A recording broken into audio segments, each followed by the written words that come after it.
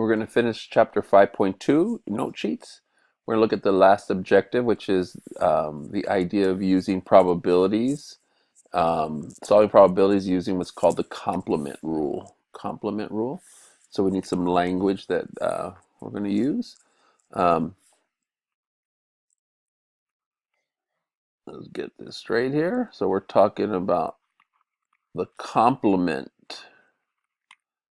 The complement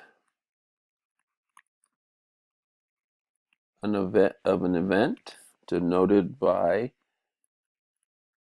E with like a C. It's like an exponent, but it put a C.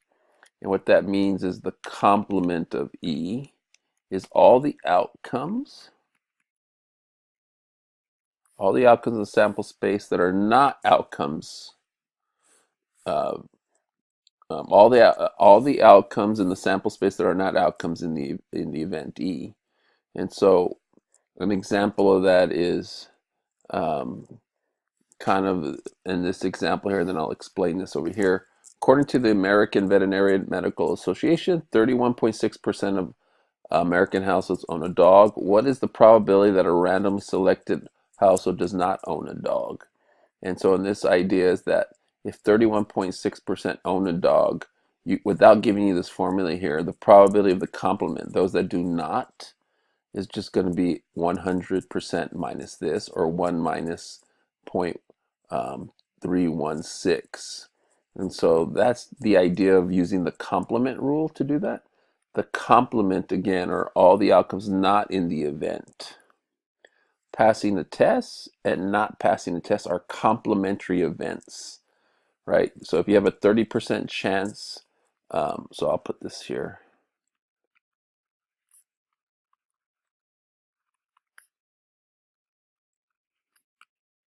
And not passing are complementary events. If you have a 30% chance of passing, you have a 70% of not passing. So you can see how they're related. They equal 100%. And that's where this formula is going to come from. The probability of the complement of some event is 1 minus the probability of an event. And the idea is that, again, this is 100%, this 1 right there. And so in this case, the probability of not owning a dog, right, is equal to 1 minus the probability that you own a dog, which equal 1 minus 0.316.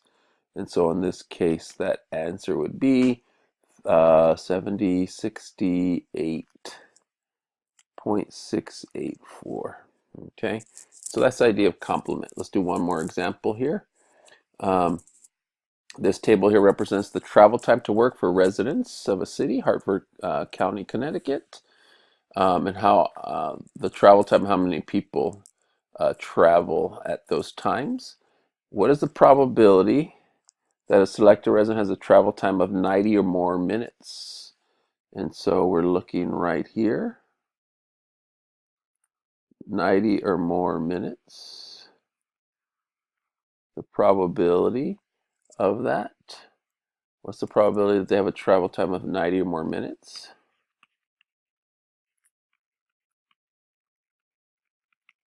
Well, this is just going to be 4895, and this is an empirical probability, divided by the total number here, which actually I don't have right now. I got to calculate that. Let me take pause real quick.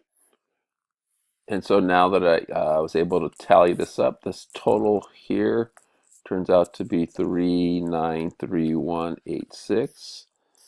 393186. 3186. So to get the probability, you would have to then take 4895 and then divide that by 393186.